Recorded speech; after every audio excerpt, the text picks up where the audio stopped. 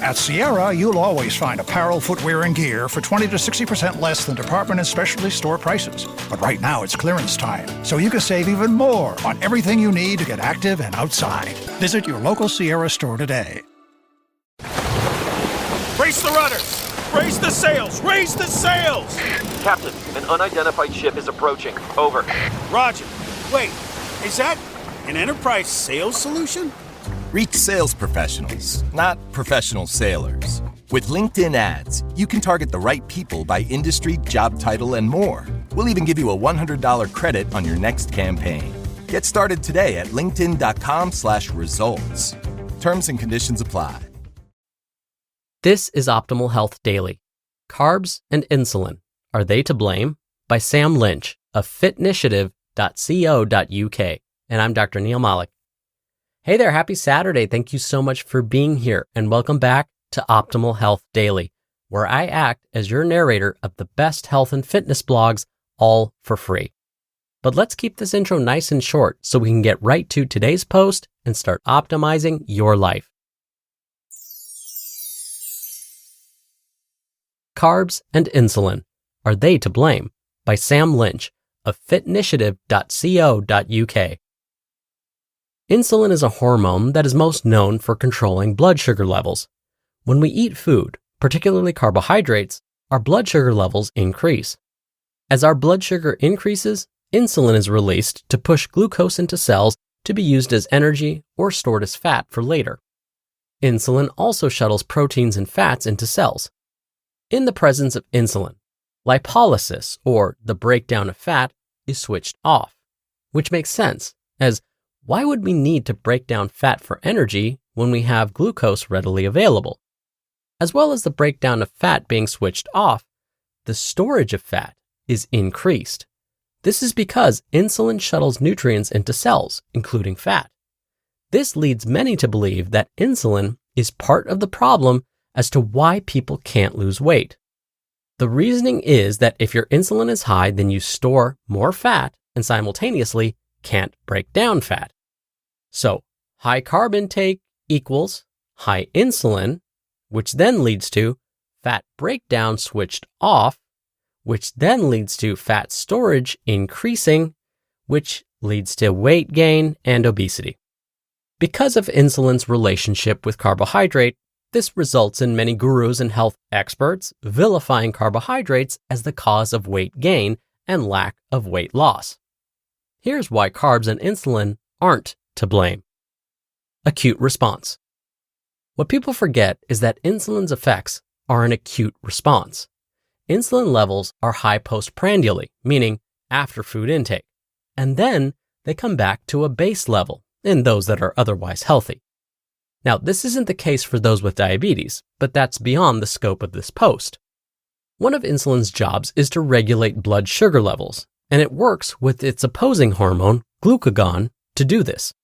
Glucagon is released to break down glycogen and bring blood sugar levels back up when they are low. This pairing is part of your body's response to being in a constant state of flux, working to maintain homeostasis. Insulin is simply doing its job, and if it didn't go up after a meal, then you'd be in trouble. Also, when insulin isn't present, lipolysis, or the breakdown of fat, is switched on. This means that in periods of not eating, which is a massive part of your day, by the way, fat is being broken down to be used for energy. Storing carbs as fat is difficult. I'll tell you a secret. Storing carbs as fat is difficult. It's an expensive process called de novo lipogenesis. De novo lipogenesis is a pathway which turns excess carbohydrates into fatty acids so they can be stored in the body. Now, because it's an energy-expensive process, this doesn't seem to happen all that much and is a minor contributor to fat stores. A study using 7 days of carbohydrate overfeeding showed that de novo lipogenesis didn't occur to any great extent. What happens instead is that carbohydrate oxidation increased and dietary fat was preferentially stored. You see, your body is very smart. It knows that fat is easier to store as fat because it doesn't need to be broken down and repackaged. It's already fat. Think of it like this. Let's say you have a big jug filled with sand, water, and oil. The sand is protein, and sinks to the bottom. The water is carbs and sits in the middle. For the purpose of this analogy, the water isn't absorbed by the sand. The oil is fat and sits at the top. As we eat more carbs, the water layer gets bigger and pushes the oil over the top, overflowing out of the jug. Whatever overflows out of the jug is excess energy and must be stored for later use. Make sense? So the carbs you eat push the dietary fat you eat to be stored as fat. That's not to say we can't store carbs as fat at all, because de novo lipogenesis does work. It takes a lot to make it happen, and a calorie surplus is what will really drive that need. Protein raises insulin too. If carbs are so bad because they raise insulin, then what about protein? Protein raises insulin too. If we're going to vilify a macronutrient for raising insulin, then shouldn't we do it for protein as well? Protein is broken down into amino acids, which stimulate the pancreas to secrete insulin. One particular amino acid, leucine, is a key driver of this, and one study showed a direct dose-response relationship. Insulin isn't just a hormone to balance blood sugar, it's also considered an anabolic hormone that acts to build muscle too. Fat isn't only stored when insulin is present. Insulin isn't needed for fat storage. It can be stored by a variety of other means that all work in conjunction to maintain homeostasis. One of these is called acylation-stimulating protein. So when insulin is low, fat can be synthesized and stored by acylation-stimulating protein. Plus, similar to the effects of insulin, dietary fat also suppresses something called hormone-sensitive lipase. Hormone-sensitive lipase breaks down fat. So when hormone-sensitive lipase is suppressed, as we consume dietary fat, less fat breakdown occurs. So basically, when we don't eat carbs and insulin levels are low, fat can still be stored as fat. And do you know when this occurs? When we eat in a calorie surplus. Even if you ate no carbs at all, but let's say 4,000 calories of fat, like let's say you're on a keto diet, you would store the excess as fat. Conclusion. Insulin is a great hormone. Without insulin, we would die. There are people out there who would do anything to be able to have some insulin in their body. Those with diabetes are case in point. I'd bet that many of those with diabetes you come across would be willing to trade a nice sum of cash for their insulin problems to disappear.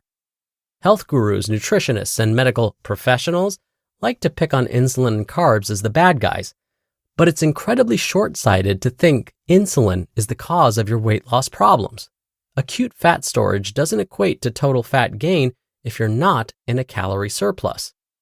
If you're not consuming excess calories, you won't be storing fat over the long term. Sure, you will store fat in the short term, but this will be broken down within the same day or even within the same week, as long as you're not continually in a calorie surplus. You just listened to the post titled, Carbs and Insulin, Are They to Blame? By Sam Lynch of Fitnitiative.co.uk, and I'll be right back with my commentary. The Jack Welch Management Institute at Strayer University helps you go from, I know the way, to I've arrived with our top 10 ranked online MBA. Gain skills you can learn today and apply tomorrow. Get ready to go from make it happen to made it happen, and keep striving. Visit strayer.edu/Jack Welch MBA to learn more. Strayer University is certified to operate in Virginia by Chev and has many campuses, including at 2121 15th Street North in Arlington, Virginia. Oikos presents 15 Seconds of Strength. Here we go. Steve's got a trunk full of groceries and no one to help him. Oh, that's tough, Jim. Looks like a 5-trip load at least. He grabs the first bag, the second. Bob, it looks like he's trying to do it all in one trip. He shimmies the door open, steps over the dog. Oh, and he stumbles. Oh, right into the kitchen without missing a beat. Jim, now that's a man who eats his protein-packed Oikos. With 15 grams of complete protein in each cup, Oikos Triple Zero can help build strength for every day. Oikos, stronger makes everything better. Dr. Neil here for my commentary. Let's summarize Sam's excellent article in this way. If you want to lose weight and lose body fat, what's the best way to do that? Would it be to A, exercise more, or B, eat less? Well, the most effective way to lose weight and body fat would be to eat less. So the correct answer was B. Why? Well, think about what Sam's main takeaway was. As long as we're not in a calorie surplus, the body will be less likely to store fat. And let's compare how long and how much effort it would take for us to, say, burn 100 calories versus avoiding 100 calories in our diets. For the average person, they would need to run a mile to burn about 100 calories, which for many people is pretty intense. Or we could just skip one regular soda and save anywhere from 100 to 150 calories. So when it comes to calories, both would achieve the same result. 100 fewer calories the body has to deal with and possibly store as fat, but running a mile is much more difficult and time-consuming than just skipping a soda. That means, instead of focusing on things like whether or not the foods we eat will stimulate an insulin response, maybe we should just go back to the basics, like, watching our calorie intakes. All right, that'll do it for today. I hope you have a great weekend if you're listening in real time. And of course, I'll see you back here tomorrow as usual, where your optimal life awaits.